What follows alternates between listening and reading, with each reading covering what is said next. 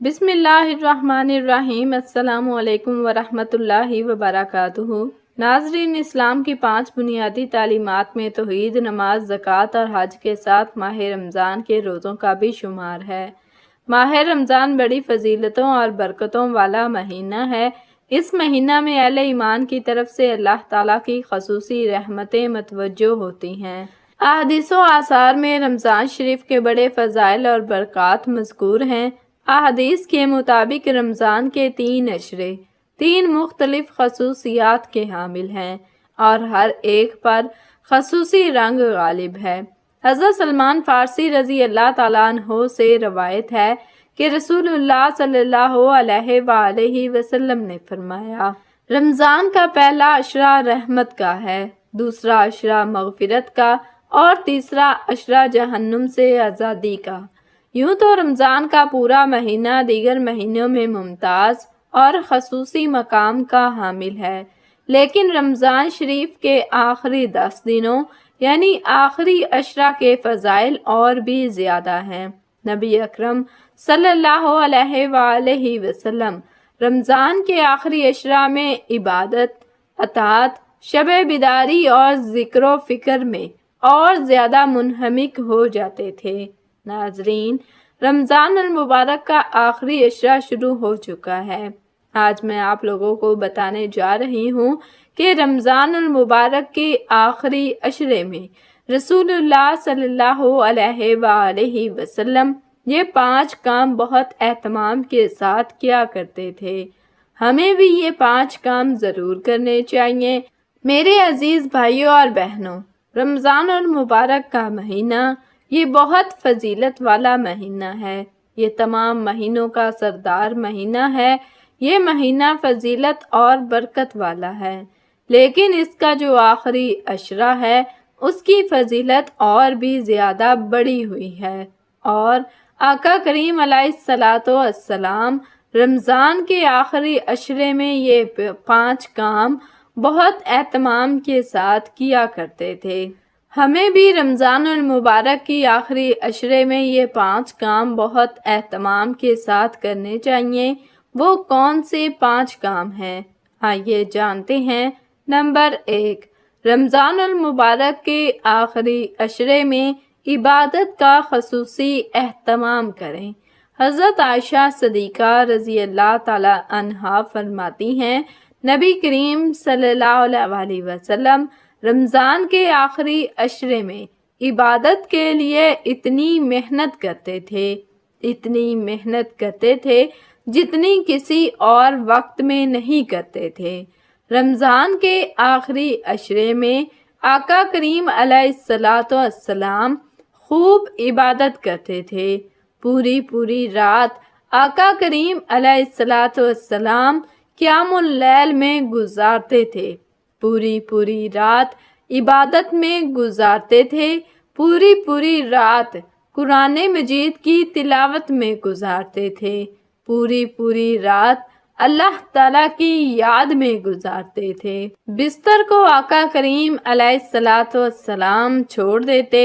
رمضان کے آخری اشرے میں آپ جتنی عبادت کرتے، جتنی محنت کرتے، کسی اور وقت میں آپ اتنی محنت نہ کرتے جتنی آقا کریم علیہ السلام رمضان کے آخری اشرے میں عبادت کا اہتمام کرتے۔ اس لیے اس سے پتہ چلتا ہے کہ رمضان کا آخری اشرہ کتنی فضیلت والا ہے۔ یہ ہمارے پاس موقع ہے۔ آج اللہ نے ہمیں ایک مرتبہ پھر زندگی میں یہ رمضان کا مہینہ عطا فرمایا، اور رمضان کا آخری اشرہ ہمیں عطا فرمایا ہے۔ اگر ہم دنیا سے چلے جائیں، پھر ہمیں یہ موقع ملے یا نہ ملے، پھر اس وقت ہم یہ کہیں گے کہ کاش ہمیں ایک موقع اللہ اور عطا فرما دے، لیکن پھر وہ کاش ہی رہ جائے گا۔ آج وقت ہے، آج اپنے آپ کو خوب عبادت میں تھکائیں۔ رمضان کے چند دن بچ گئے ہیں، یہ چند دن آپ عبادت میں لگا دیں، پوری رات عبادت کریں، پوری رات قیام اللیل میں گزار دیں۔ آقا کریم علیہ السلام خوب عبادت کرتے تھے۔ رمضان کے آخری عشرے میں نمبر 2، گھر والوں کو جگانا۔ آقا کریم علیہ السلام رمضان کے آخری عشرے میں عبادت کے لیے اپنے گھر والوں کو بھی جگاتے۔ ایسا نہیں کہ آپ خود عبادت کر رہے ہیں، اپنے گھر والوں کو بھی جگائیں۔ اٹھو بھائی، رمضان کا آخری عشرہ ہے، عبادت کرو، اللہ کی یاد میں یہ وقت گزارو۔ اللہ کی عبادت جتنی زیادہ کرو اتنا زیادہ فائدہ ہے۔ آقا کریم علیہ السلام اپنے گھر والوں کو بھی جگاتے تھے۔ ہمیں بھی اپنے گھر والوں کو جگانا چاہیے۔ گھر کے بڑے اٹھیں، اپنے گھر والوں کو اٹھائیں۔ شوہر اپنی بیوی کو اٹھائے، بیوی عبادت کر رہی ہے تو شوہر کو بھی ترغیب دے، شوہر کو بھی اٹھائے کہ اٹھو، رمضان کا آخری عشرہ ہے، رمضان ہمارے ہاتھ سے جانے والا ہے، یہ چند دنوں کا مہمان ہے، اللہ کو راضی کر لو، پھر موقع ملے نہ ملے۔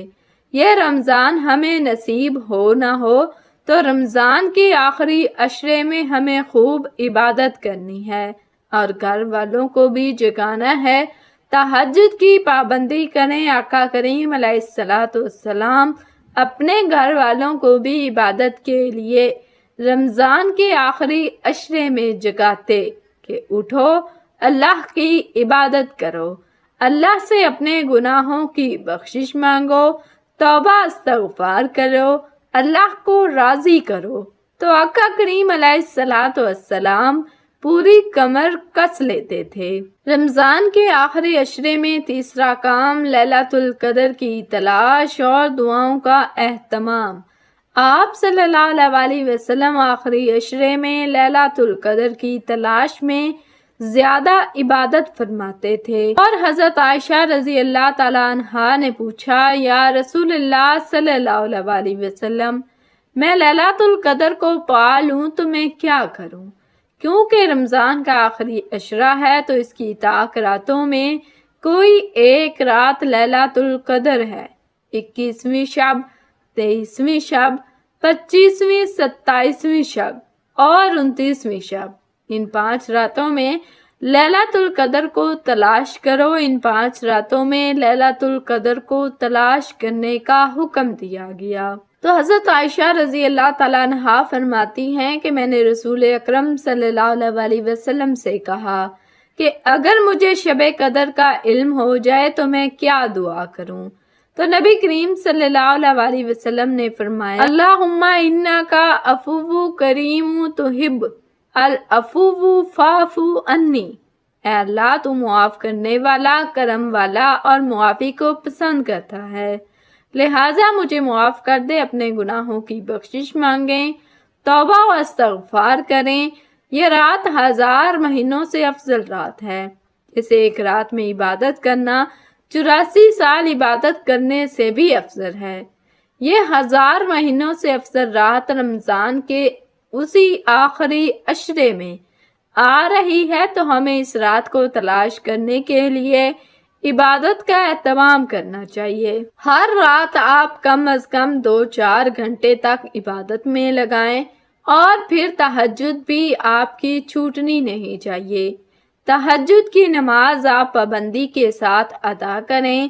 عام دنوں میں تہجد کی فضیلت یہ ہے کہ آقا کریم علیہ السلام نے ارشاد فرمایا کہ تہجد کے وقت اللہ تبارک و تعالی آسمانی دنیا پر اپنی رحمتیں نازل فرماتا ہے اور اعلان لگواتا ہے، کوئی رزق مانگنے والا کہ میں اس سے رزق عطا کروں، کوئی پریشانیوں سے چھٹکارا طلب کرنے والا کہ میں اس کی پریشانیاں دور کر دوں، ہے کوئی مصیبت زدہ کہ میں اس کی مصیبتیں دور کر دوں، ہے کوئی بیمار کہ میں اسے شفا عطا کر دوں، کوئی گناہ گار اپنے گناہوں کی بخشش مانگنے والا کہ میں اسے بخش دوں۔ یہ اعلان کیا جاتا ہے عام دنوں میں۔ تو رمضان کی تو پوری رات ہی آپ یوں سمجھ لیں کہ اللہ کی طرف سے ہر گھڑی اللہ تبارک و تعالیٰ کی طرف سے رحمتیں نازل ہو رہی ہیں۔ تو رمضان کے آخری عشرے میں ہمیں لیلۃ القدر کو تلاش کرنا ہے۔ نمبر 4، صدقہ و خیرات میں اضافہ۔ آقا کریم علیہ السلام یوں تو پورا سال صدقہ خیرات کرتے ہی تھے، لیکن رمضان میں آپ کا صدقہ و خیرات بڑھ جاتا تھا۔ لیکن حضرت عائشہ رضی اللہ تعالی عنہا فرماتی ہیں کہ یہ سلسلہ رمضان کے آخری عشرے میں حضور اور بھی زیادہ بڑھا دیا کرتے تھے، اور حضرت ابن عباس رضی اللہ تعالی عنہ فرماتے ہیں کہ نبی کریم صلی اللہ علیہ وسلم سب سے زیادہ سخی تھے۔ رمضان میں آپ صلی اللہ علیہ وسلم کی سخاوت بڑھ جاتی تھی۔ آپ صلی اللہ علیہ وسلم تو سخی کیا، سخیوں کے بھی سردار تھے۔ آپ صلی اللہ علیہ وسلم تو اس آخری عشرے میں سخاوت بے پناہ کرتے تھے۔ آپ صلی اللہ علیہ وسلم صدقہ و خیرات بے شمار کرتے تھے۔ ہمیں بھی روزانہ صدقہ و خیرات اسی آخری عشرے میں زیادہ سے زیادہ کرنا چاہیے۔ نمبر 5، قرآن مجید کی تلاوت۔ سبحان اللہ، اس کی بہت زیادہ فضیلت ہے۔ نبی کریم صلی اللہ علیہ وسلم رمضان میں حضرت جبرائیل علیہ السلام کے ساتھ قرآن مجید کا دور فرمایا کرتے تھے، اور آخری رمضان میں 2 مرتبہ قرآن پاک کا دور مکمل فرمایا کرتے تھے۔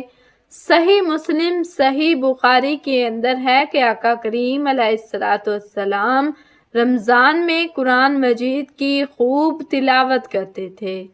ہمیں بھی رمضان کی راتوں میں اور دن میں بھی قرآن مجید کی خوب تلاوت کرنی چاہیے، اور معمول بنائیں کہ رمضان کا آخری عشرہ ہے تو ہر رات آپ 1 پارہ کم از کم تلاوت کریں، اور نماز با جماعت کا اہتمام کریں، اور اس آخری عشرے میں 2-4 گھنٹے آپ عبادت میں گزاریں۔ ہر رات کا معمول بنا لیں، اور سحری سے پہلے اٹھیں، تہجد پڑھیں۔ اس وقت اللہ کے سامنے رو رو کر، گڑ گڑا کر اپنے گناہوں کی بخشش مانگیں، اللہ کے سامنے اپنے مسائل رکھیں، پھر دیکھیں آپ کی زندگی کیسے بدلتی ہے۔ تو یہ ہمیں آخری عشرے میں 5 کام ضرور کرنے چاہیے۔ ایک تو عبادت کا زیادہ اہتمام کریں۔ نمبر 2، اپنے گھر والوں کو بھی عبادت کے لیے بیدار کریں۔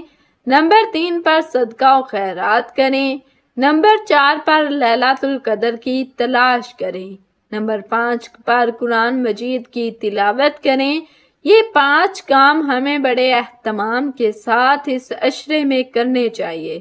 مجھے امید ہے آپ کو میری بات سمجھ آ گئی ہوگی۔ اللہ تعالی ہم سب کو رمضان کے اس آخری عشرے میں ڈھیروں عبادات کرنے کی توفیق عطا فرمائے۔ اللہ اپنے سامنے سر بسجود ہونے کی، اپنے سامنے جھکنے کی ہمیں توفیق عطا فرمائے، اور اللہ ہمیں لیلۃ القدر نصیب فرمائے، آمین۔ ناظرین، ویڈیو اچھی لگی تو ویڈیو کو لائک کریں، شیئر کریں، چینل کو سبسکرائب کریں، اور کمنٹ باکس میں اللہ تعالیٰ کے 99 ناموں میں سے ایک نام ضرور ٹائپ کریں۔ اگلی ویڈیو تک کے لیے اجازت دیجیے۔ اللہ حافظ۔